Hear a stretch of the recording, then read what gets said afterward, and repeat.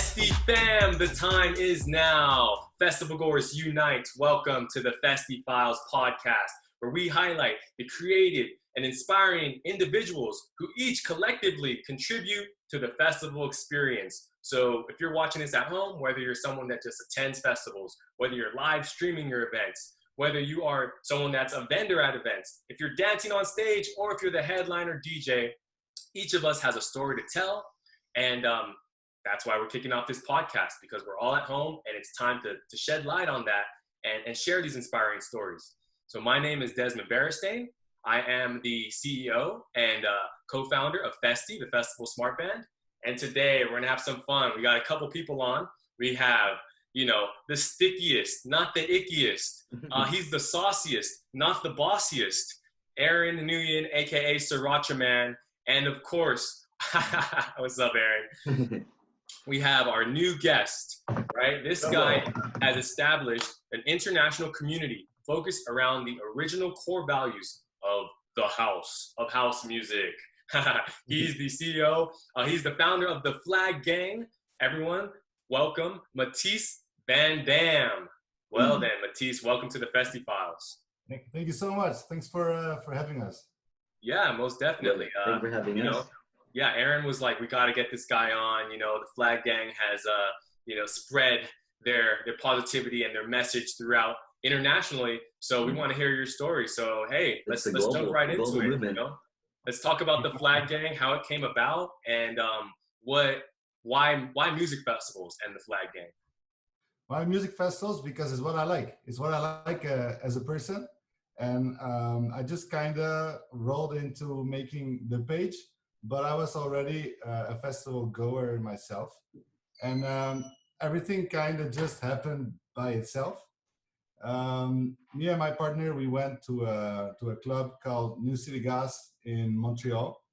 By the way, we are from two complete different worlds, because you are from the south of the United States, and we are all the way in Canada. So yeah. It's interesting because I follow you guys. I see you're seeing through your posts, and it's really nice to see how Canada and the United States are different. Oh, you guys have your really own nice rave community. I always wanted to go to Canada. Shambhala was gonna be my first rave in Canada, but I'm not sure if Shambhala is gonna happen anymore. But I've been wanting to go to Canada for over 4 years. It's just I haven't made that full jump yet. Canada is very big. So if you tell me Shambhala, I'm from Holland, which is a very small country. So if you tell, I want to go to Shambhala because I'm from Canada, it's basically saying that it's like almost half of the world for me, Oh, I see. Yeah, it's like another country. Another country, but it's almost as big as America, just on top. So when you think about it, it's the same length. It's enormous. I'm from a country that's 64 times smaller than the province that I live in right now. Oh, wow. So just to put in perspective, how big this country is for my view. We are more close to the east of Canada. So I don't know if you know Ilsonic, Escapade, Ever After, those kind of festivals. That's where we have the most presence. Nice. And what we try to do as the Flag Gang is to represent people's culture. Me being Dutch, my partner being Brazilian, my best friends being from Peru, Sri Lanka, etc. And I believe that in Montreal, this is such a multicultural hub that I noticed that people always like to start a conversation like that. They're like, hey, how are you doing? You like the show? Yeah, where are you from? What's your background? Oh, I'm an international tourist. I'm from Spain.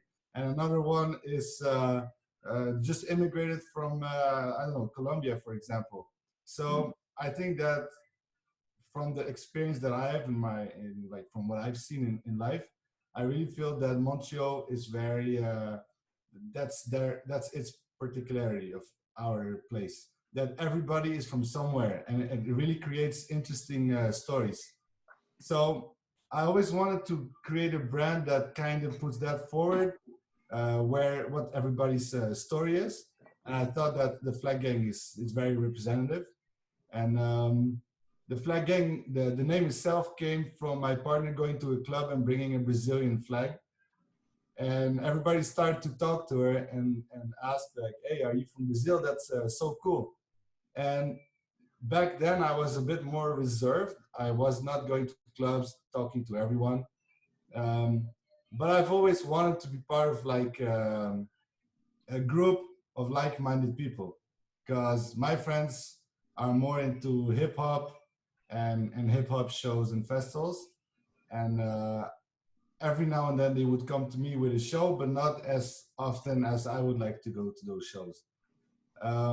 So that's really why I wanted to start making my own family of like-minded people. So when I go out, I'm never alone. So when she brought that flag into the club, which I thought was a bit different, that's not what I'm used to, because that's what people do at festivals. Like Tomorrowland, I've been watching their movies, their videos forever. Oh, you gotta go to Tomorrowland. I was about to suggest that. Like Tomorrowland has so many flags, countries representing. But it makes you, it has an impact on you. You don't have to be there to understand how beautiful it is. That all those people come together, and it's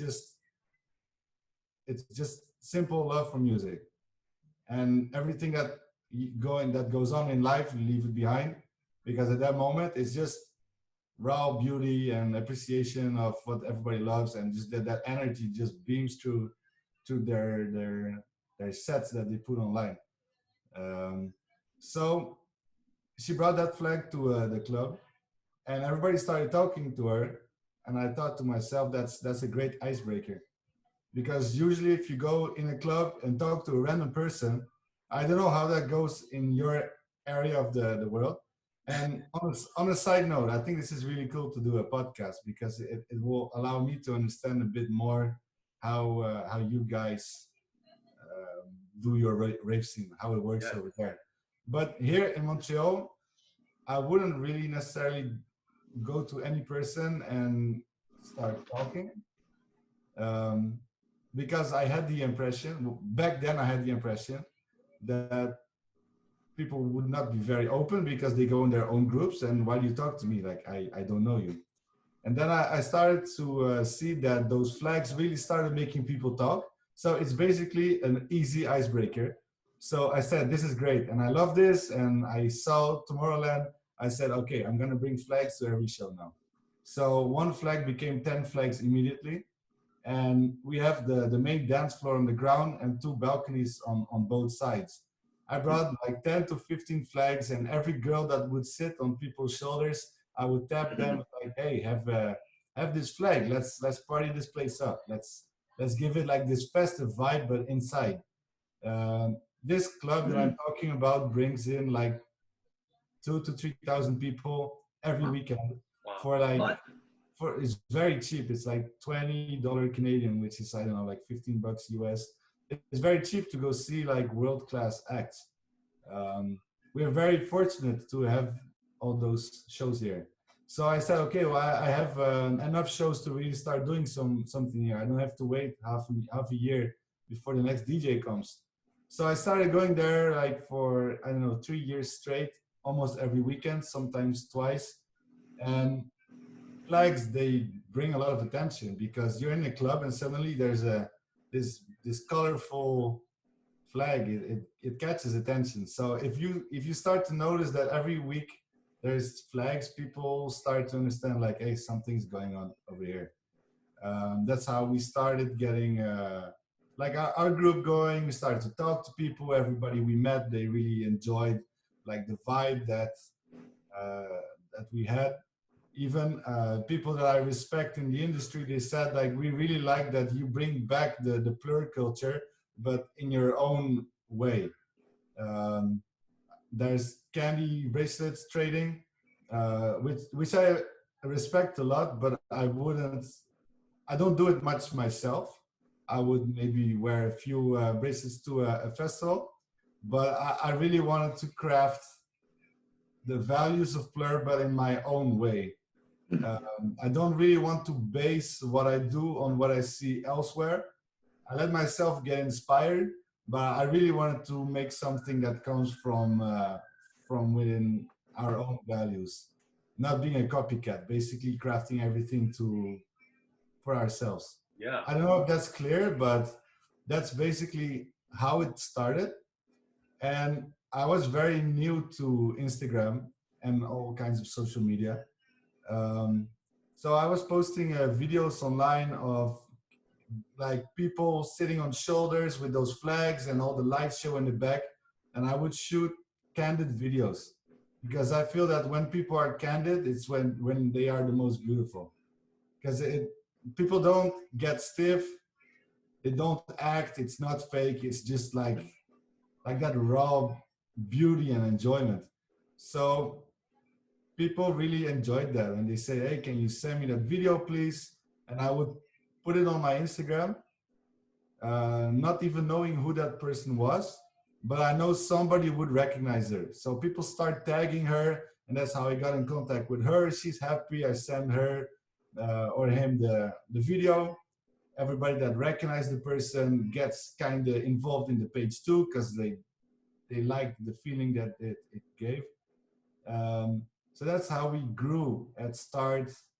In a few months, I think we got to like 10K following. Nice. And then I started to like understand social media a bit more. I'm like, okay, let's strategize to get this message out as far as we can possibly go. We started at every end of the show making group pictures. So now when the show ended, it wasn't done until the picture was taken. And even if we don't know the people, we'd be, hey, join the picture, just join us, be part of it. We don't know you, but whatever. It's a nice picture, we had a great night. And people like to be shared on a page. Our strategy has always been, well, strategy and our thing has always been like giving attention to the people. It's not about me. I'm more of a behind the scene kind of guy. Um, I really enjoy the attention that I'm getting from people that know me, because they appreciate the effort that I put in this.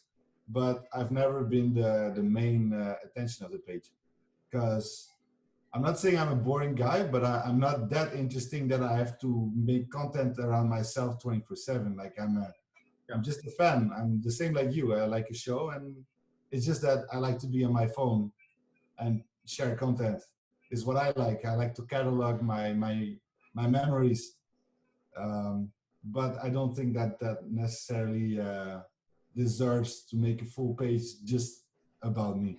Well, So you mentioned how you love it because you're enjoying the event, but you're also now enjoying that other people are enjoying it. You know what I mean? And that was the whole thing. And you're like, well, I know we're all here together, but how can we make it so that in a way it connects us on another level?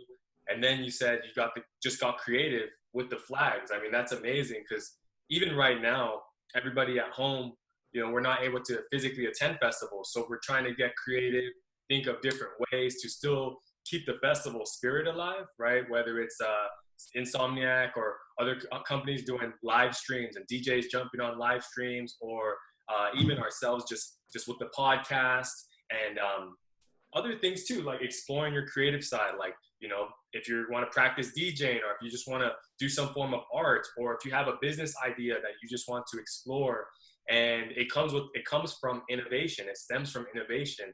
And it's cool that you said you love Plur, right? You love the message of Plur.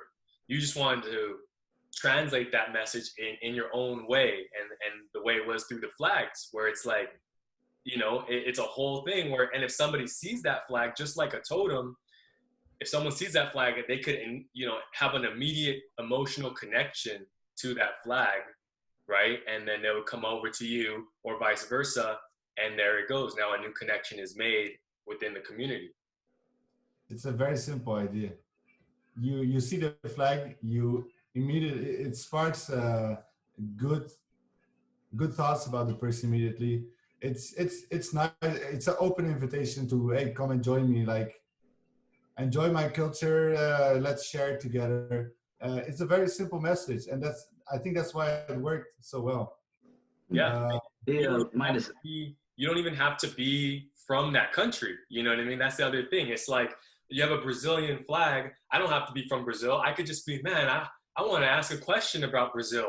I just want to say that's a cool looking flag. It just gives you that opportunity to go over and say, hey, you know what? Like, wow, you've come from Brazil. Maybe they have, maybe they haven't. But like you said, it's that icebreaker, and it doesn't matter if you're from that place. You're representing and you're spreading that positive energy, right? you understood it, 100%. Hey, wait, Miles, can I recommend you something with the flag gang? Man, I'm always open for any recommendation. Okay, I have a homie who makes custom flags, but I feel like you guys can make the flag gang, like, have your logo on the flag, but then let people, create flags on like a template. So they have like custom flags, but it'll be a flag gang flag. So if people could express themselves more, if they want to have like a DJ artist or a festival, like for example, let me show you. I have like an EDC flag right here, but just imagine if you had like, the flag gang logo here that you guys made it. So because like you guys are all about the flags, I feel like if you guys had like, you guys have the jerseys and merch, but if you guys had the options to make customized flags, I think you guys will be like popping. Like you guys are popping already, but I meant like Like merch wise, we're doing it slowly but surely. Because I still consider this my hobby. Yeah. This is not something I want to spend all my time in, because I have a full-time job that takes most of my time, and I like social media, and I think I learned a lot about it. I also like to go out, but starting to do merchandise is a whole new business that is gonna need all your attention. For sure. So Yeah. I like what I do, and I do what I do because I know how to do it right now. Like the jerseys, I know how it works, and I'm still improving on them. oh, they're But great. I love them. Yeah. Talk about the jerseys. it's Talk pretty about the nice. jerseys. You want to see? Can we see it? This is the main jersey, Nice. Nice, the nice. flag game one. We have our name Ooh, nice. on the back. That's sexy. It's sweat proof. It's very Ooh, light. that's We've exactly what I need. I need sweat proof. I'll send you guys one. Just send me your logo. I'll send you one, a customized one for. Okay, and then let me know how much, like I know that it costs from your wallet. I want to be able to support you, so just let me know how much you want me to send, and I'm it's a pleasure to It's support. my gift. I just want a picture in return, and I'm pretty sure that if you wear that while you do your thing above the crowd, I think that will be amazing. Just get me a nice picture, and I'll be the happiest guy ever. Thank Okay, you. I got you. I got you. I promise. Appreciate that. Thank you so much. So let's talk about that. Like, because you said that, you're coming from, Canada, and you have European background, right? And I have a Filipino and Latin background, right? And then Aaron, he has his Asian background, but Man, we're you gotta all, know my real background. You gotta know my real history. we're all connected by music festival. And a lot of there is kind of a stigma, or when people look at, oh, you're a raver, they think that you're irresponsible, you're just going there and you're just gonna act wild, act crazy, forget about, like, you, but you just mentioned it, you have a full-time job, you know what I mean? There are so many people that are responsible, that care, that are good people, that can also go to these events and that just go there to decompress. So that's the other beauty of it, right? Where the flag you're wearing, we're all wearing a flag in our everyday life, whether it's we're working our main job or whatnot, and then we get to go to the festivals, the music festivals or an event, and then wear a different form of the same flag. This is a big topic for me, that there's a very bad stigma around raving. And the way I manage my page is very clean. We don't mention anything that we wouldn't show our mom, for example. There is good sides and bad sides of the rave scene. But I decided to show the good side of it only. and it's a lot of work. It's difficult to have so many criteria for the post that we share, because we know that some stuff might go very viral, but it goes against our values. So we believe that if we post something that goes against our values one time, we will always be able to be reminded of that one time that we didn't respect our values. So like, we really care a lot about that, because we want to show the people that come to our page that it's a beautiful scene. And that's our, that's like our research, our Yeah. job. We want to see like, how can we always improve on making better content that sends the message of this scene is beautiful better. Um, we all know the flaws of the scene, but that happens everywhere. And I haven't quite figured out yet why we always have to be so defensive about what we like, because going out to a rave or a festival can be as simple as sitting in the park, because we go to so many festivals and shows in the area here that our goal is not necessarily to completely lose our mind and wild out. We just like to be with our friends at like our, let's say our squad house, which is like the club, for example. And me and my partner, we're getting a little bit older. Like I'm not old, but we're in our nearing our 30s. And like I've been doing this since I'm what, like 20 years old. Like we've seen it. So we go there to chill. We go to have a drink, and if it's an outside event, we would like sit in the hill way in the back and just sit and talk to our friends and take some videos every now and then. And that's what we want to show, is that going to a festival is not just for us. It's about dancing. You know, there's shufflers, there's candy trading, there's seeing your friends, there's meeting people, there's being outside, there's being active, there's being a musician, there's being we're doing a lot of networking. It allowed us to start figuring out how a little business works. How do you do merchandise? How do you what products do you use to make a t-shirt? How do you do your taxes then? How do you approach an artist? How do you talk to those people? And I'm very far from being perfect, but I'm always trying to improve. We are very honored by the fact that we have collaborations with people like Dirty Phonics, Cut Pandorum, Cut Dub. Yeah, we have a lot of interesting collaborations, and it's always learning. And I think that if I wasn't so passionate about this industry, it wouldn't have pushed me to do so many different things at such a high level. For sure. I'm not saying that we're at a high level, but I mean, if I like, we're always pushing to learn more. Yeah. And it's like from our side of things, exactly. When we first started Festiie, we would just go to events and understand, oh, the event could be a little bit better if we knew where our friends were. And at the time, you know, we weren't all high level engineers. You know, we maybe had one friend that was an engineer, a coder, someone else that I used to be former basketball player, you know, but I'm like, hey, well, there's certain things we can learn. And you just mentioned constant learning. So, you know, when the Flag Gang has its journey and you're learning about business and, as you mentioned, like certain things, how to approach somebody for a collaboration, taxes, stuff like that.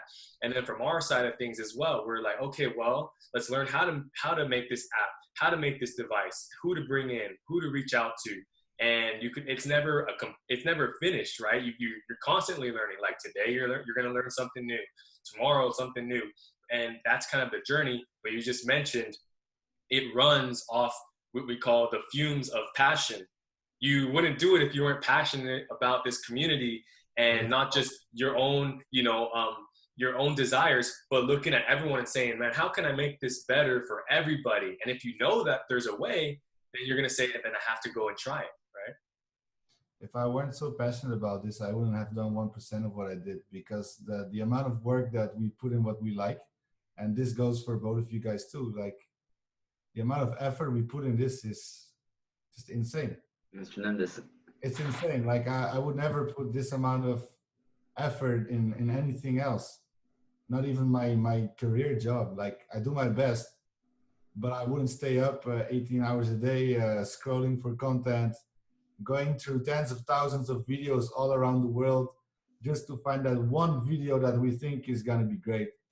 We wouldn't.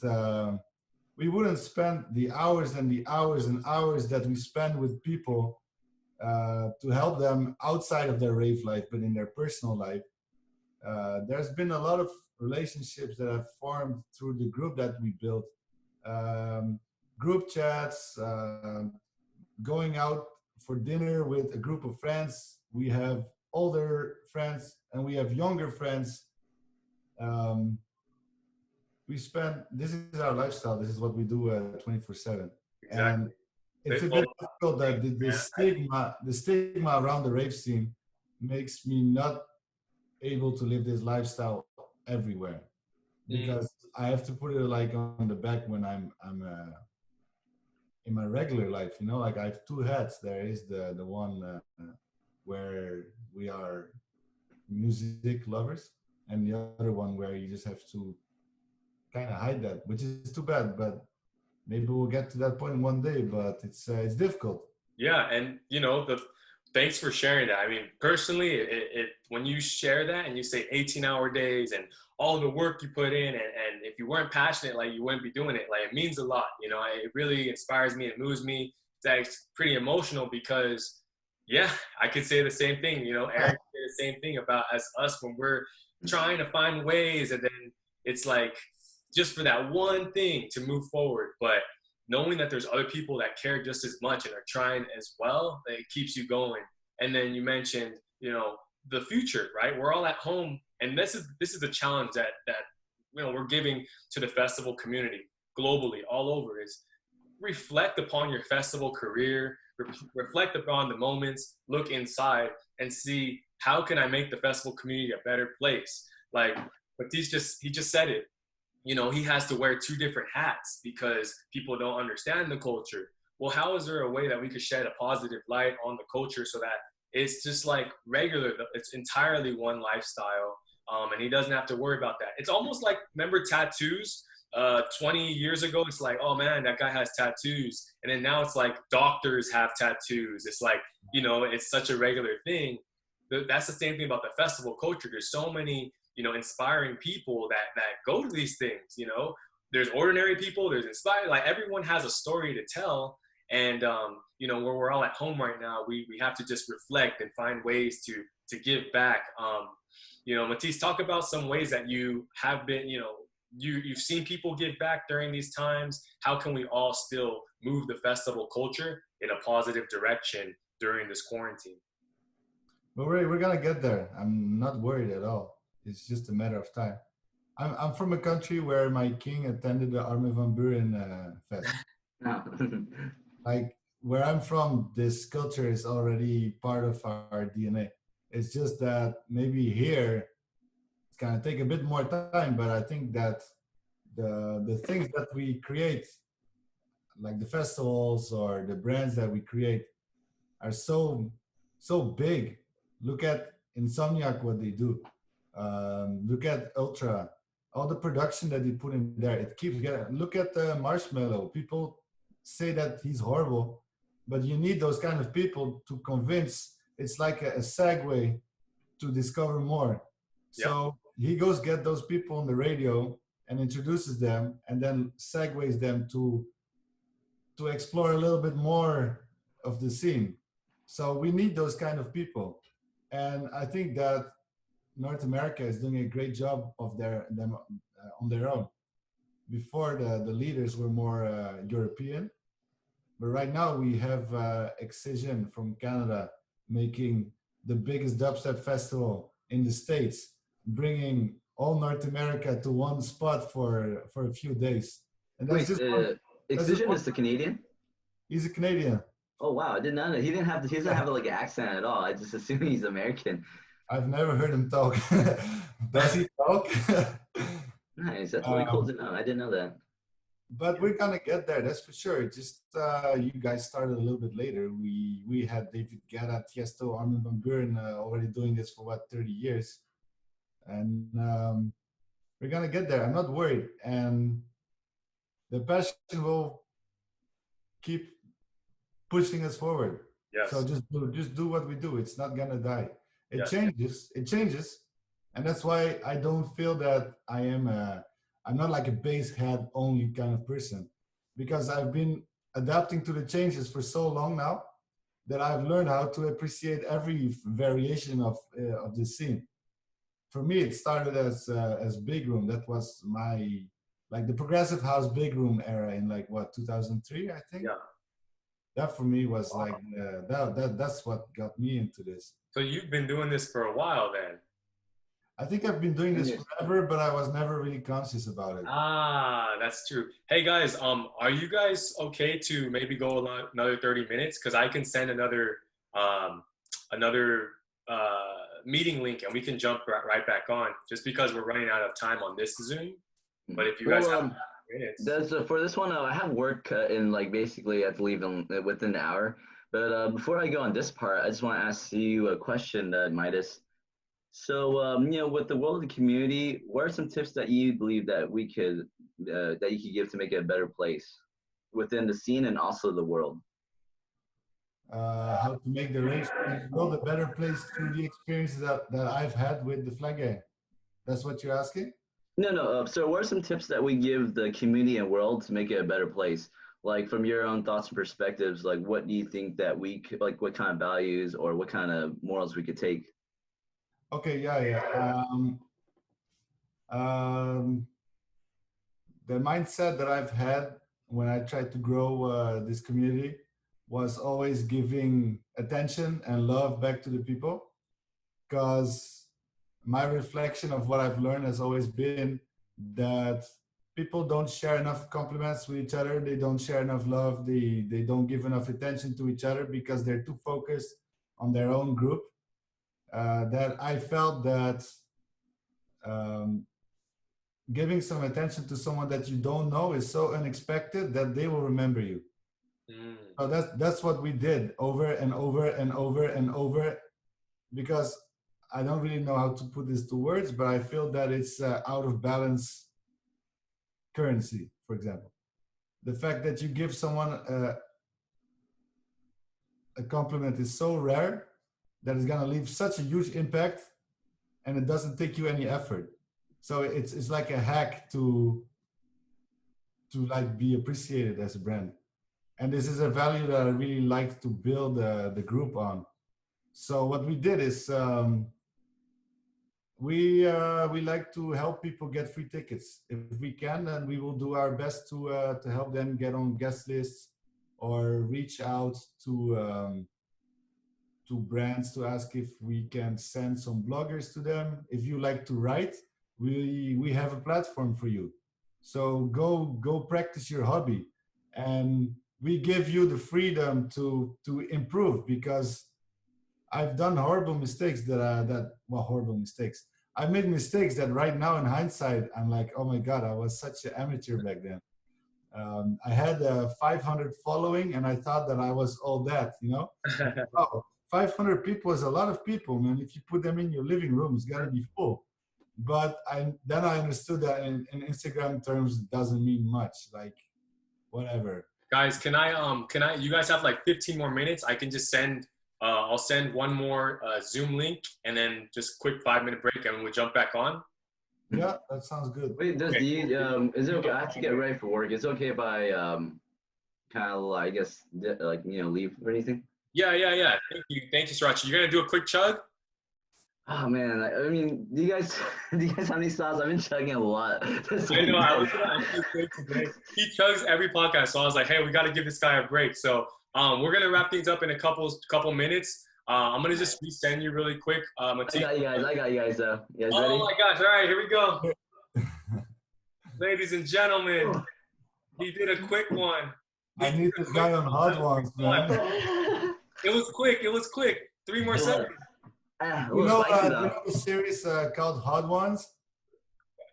Yeah. I didn't try and get on that show. I don't know how. All right, cool. So we had Sriracha Man had to jump off, but so let's talk about that. You just mentioned um, the way you guys have been giving back, and even this is even before obviously this whole pandemic. Is you guys were offering free tickets or guest lists, or just trying to make it a little easier for people to go to festivals. So talk more about that with the flag gang. So we know that you guys have you attend events, you have the flags, you have merch. We'll talk about the what you just mentioned about events and going to events and taking people to events. That's pretty amazing. It's we don't really give back by giving them tickets. We give them back by including them in our circle.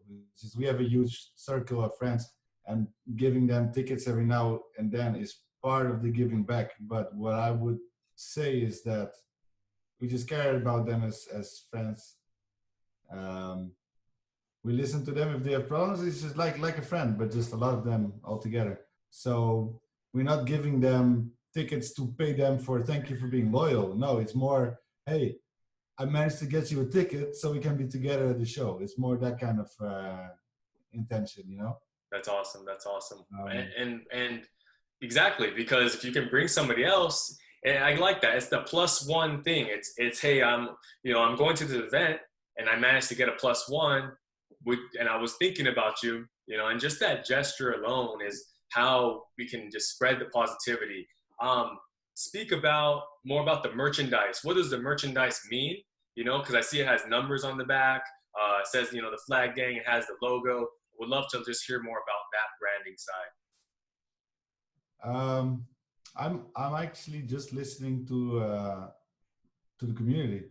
They asked us. They wanted to wear our stuff, and we have a group of friends that we made through the flag gang in Europe, and they were actually the first one to make the merch. So they were the one that took the step before I did. Um, because I told you, I really took it as a hobby at first, and then other people were actually already expecting us to be a step further than I was able to do. So they were making their own merch. I'm like, okay, well, it looks nice. It kind of pushed me to start doing it myself. And the person that does my merch is a friend from the scene as well. He used to be a DJ, and he played at our local biggest festival.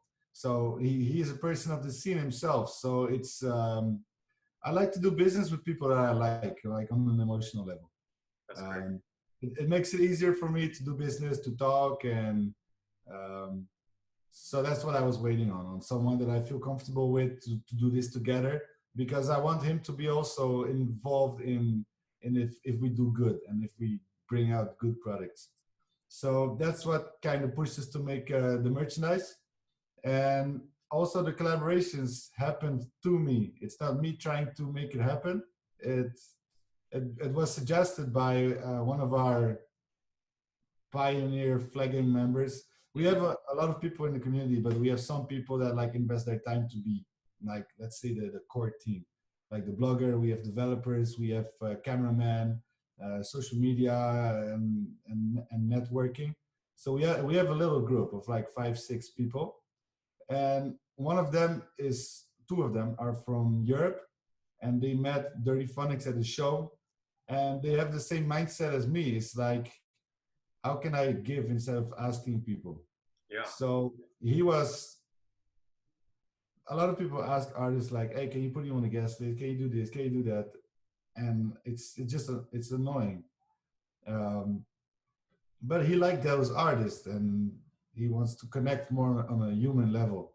Mm-hmm. So he said, hey, I would love to, I'm going to your show, and I would like to help you guys out with, I don't know how he did this, but he ended up recording their show. They had a GoPro, and he was walking out the stage to record their show. It's just being thoughtful of others. Yeah. Because like they seem so big in fans' eyes that they don't approach them really as a person anymore, and they have the impression that they don't need anything anymore. So if you can find something that you can add value to them, then you have more success in getting on a personal level with those people. Um, I'm kind of learning that myself. Yeah. I'm not the best person to get in contact with artists, and I'm maybe a bit too. I don't take enough time, I guess. Uh-huh. I'm more of a behind my cell phone and making content. Yeah. But those friends in Europe, they have been helping us very much by getting contact with Cut Dubs and Dirty Phonics. So they're doing that very well. And then they tell me, and I say, okay, well, let's make a jersey just for them. And that's how it went. It's more what is the demand, and then we'll do what you guys would like. Then okay, let's make a cash grab and get that money out of those people, because it's not a money business. Yeah. And thank God, because I think if we were pushed by making money because rent is due, I think it might trample a little bit on our values. And I'm very happy to have that peace of mind that we do it because we want, not because we're pushed to do it. Yeah, I think that's like speaks to your core values of the Flag Gang. It's literally all that. Even now you're saying it's a hobby, because you're letting it be known. This is not, okay, we need to do this and we need to do this and we need to do this. We want to do this because we love the community, and that's it. Like, you're pretty set on that, and that's great to hear. But then at the same time, like you said, people are feeling that energy, and they're like, well, I want to buy merchandise. I want to spend money. I want to do this. I want to support. How can we support you guys during this time? Is it as simple as just going to the web? Do you guys have a website? What's the best way to connect? If someone was moved by this podcast and just wants to reach out, how can we be part of the Flag Gang or support? To be honest, the only thing we want is interaction with people. I've always wanted to create a platform where people can connect and talk about their hobby 24/7. And we're still trying to get to that point, but you are a content creator yourself. Getting engagement is kind of difficult. Mm-hmm. That's why podcasts are so great, because you have the person's attention and you can really you can really discuss. What I would appreciate the most to support the Flag Gang is to interact, because most of the people, they really like it and they are emotionally involved with us, but they don't think of interacting with the page. And that is basically it's my main indicator of, am I doing a good job? Is my content quality? It's how I readjust myself. If I see that something is appreciated more, I will try to make more of that. Mm-hmm. So if I cannot judge what people like more, it's a bit more difficult, and then it becomes a bit more hit or miss. Yeah. Financial support, I'm very lucky that my job allows me to work from home. Well, welcome to my home. Beautiful home. I'm all set up. It's going great. Seriously, I'm very fortunate, and I hope that everybody's doing great. Everybody that's gonna listen to this video, I hope that everybody made the best out of the unfortunate situation that we have. But if I ask for any support, I would like everybody to support each other. That's the only thing that we care, because we support each other here already and we are doing great. And we just want to continue living our hobby as if nothing changed. Like, we adapted. Now it's more live shows. Support those people, because those people is the scene that we love. So it will get back to us in an indirect way. Exactly. That's all. That's how I see it. Yeah, and you said it. Just literally interact. Go on Instagram and say, "Hey, great post," or say something about the post. Like, that means a lot. Good artwork. Sending that message. Just it could keep things going. Sharing. So if you find something that you found beautiful online, share it with somebody else. And then you also mentioned watch a live stream. And there's ways to support the artists that way and other creatives. So your Instagram is, what's the Instagram and the website so that someone can look it up? It's they're both the same. It's the Flag Gang, the Flag Gang, and the website is theflaggang.com. Awesome. Okay, so this is it. This is the last question. So we have Mathijs van Dam, and he is on the stage, and they pass him the mic, and they say, Mathijs, what do music festivals mean to you? Have you ever been on a stage in front of a crowd? Yes, it's fun. In what situation? So a couple. I love how you engaged me. So public speaking. So if I'm giving a speech to a former college of mine about the entrepreneur journey, right? And yeah, that's pretty much like the main thing I remember. When you can feel everyone's energy, and you can feel yourself giving that energy right back, and then you can feel that it's something larger that's happening, and you're just a piece of that puzzle. Oh my God, you worded that so well. You know, we understand, and anybody that listens to this video that has not been on the stage should try in some way to get on the stage at least once. Because that feeling that you have makes you understand the festival a bit more. That those artists do this every day, manipulating a crowd of what, like 40,000 people in front of them. If you could just stand there and have them yell for you for a second, you will understand like why this is so great. It's so amazing. It's so overwhelmingly amazing. And to answer, I've been on the stage, I think just once on a big stage, and that's when I asked my partner to marry me, and wow. And they yelled like crazy. So if I want to marry on the stage, it's because that girl is in my heart, but also the area where I decided to ask is in my heart. So this means everything to me. And yeah, I like the music, but I love the way that people interact with each other more. That's what I want. This is the way that I want people to interact with each other anywhere I go. The Flag Gang is not a merch business. We're not a marketing company. We are a lifestyle. It's just a way of thinking. It's a bunch of values, and all the rest is the entertainment. But the flagging itself is air. It's a thought. It's some values. That's it. All the rest is makeup. Yeah. And that's what I want people to understand most. It's the Flag Gang is the values of people in festivals put forward.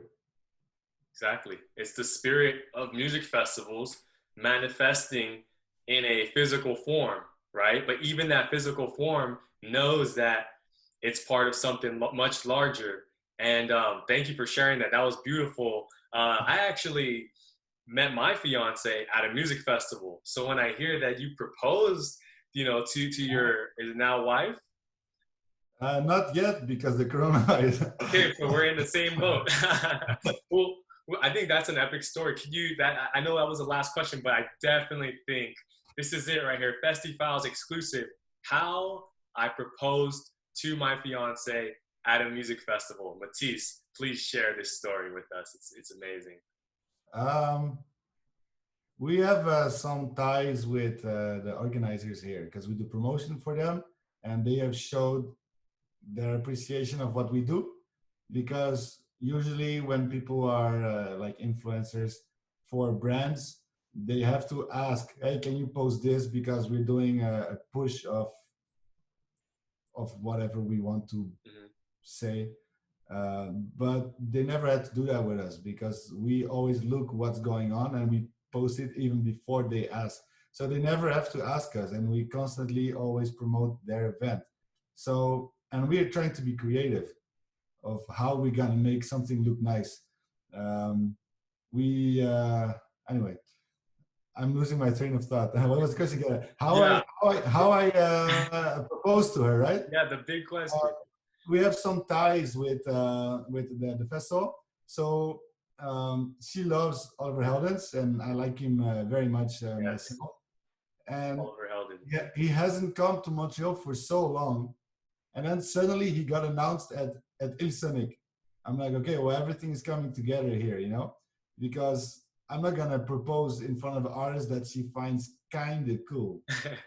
No, I'm gonna do it in front of the artist that she loves the most, and it's coming now. So seize the opportunity, right? Yes. So it took us like 3 months before we were finally approved. I think it got approved the day before. So you can just like imagine the stress. Is it gonna happen? Is it not gonna happen? Am I gonna propose tomorrow or not? How were you like reaching out to Heldens, his team, the No, through Hillside? the festival. And the Yeah. festival spoke to the management of all of Heldens. Wow. And then the question itself, I just winged it. I didn't prepare it. I just When did he wanted to. bring you up there? Like, was it during after a certain song? It's like, okay. It was at the end. It was at the very end. Wow. Okay, guys, quick. You have a minute and a half. Do it quick. And I went there like very confident and also very nervous. And I said, well, I'll see whatever happens.